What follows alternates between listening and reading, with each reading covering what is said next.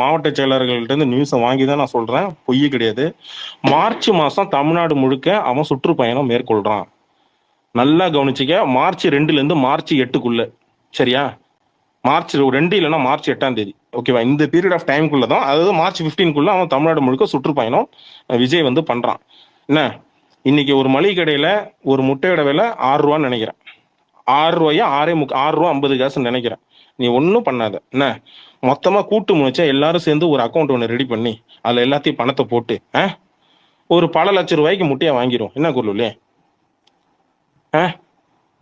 Done done done. இது நம்மளால முடிஞ்ச ஒரு சின்னதா ஒரு சேவை. என்ன, நாமக்கல் மாவட்டத்துல இந்த ரேட்டுக்கு எடுத்துருவோம். ஹோல்சேல் ரேட்டுக்கு எடுத்துட்டு, நாமக்கல் மாவட்டத்துல முட்டை ரொம்ப ஃபேமஸ். என்ன, நமக்கு தெரிஞ்ச பையன் இருக்கிறாங்க, பண்ணை இருக்கு. என்ன, அழுகி போன முட்டைனா அது ஒரு ரேஞ்சு 7 ரூபா வருது, அதுல 1.5 ரூபா தான் வரும். என்ன சொல்றேன்? ஒரு லாரியில மொத்தமா வந்து இறக்குற மாதிரி வச்சிடுறேன். அப்படியே நாமக்கல் மாவட்டத்துல, எப்பா நான் ஒரு 10 ஏடு எடுத்துக்கிறேன், எப்பா நான் ஒரு 10 ஏடு எடுத்துக்கிறேன், எல்லாரும் வாங்கி வச்சிங்க. வரும், பீஸ் அழகா வரும். வண்டி மேல வந்து பாடி தெரிகிற மாதிரி வரும். என்ன, சும்மா விடுற சொர்ரு சர்ரு சர்ரு சர்ரு சர்ருன்னு இறங்கணும். மண்டையில வந்து அவன் தோப்பா வைக்கிறதுக்கு 4 நாள் ஆகணும்.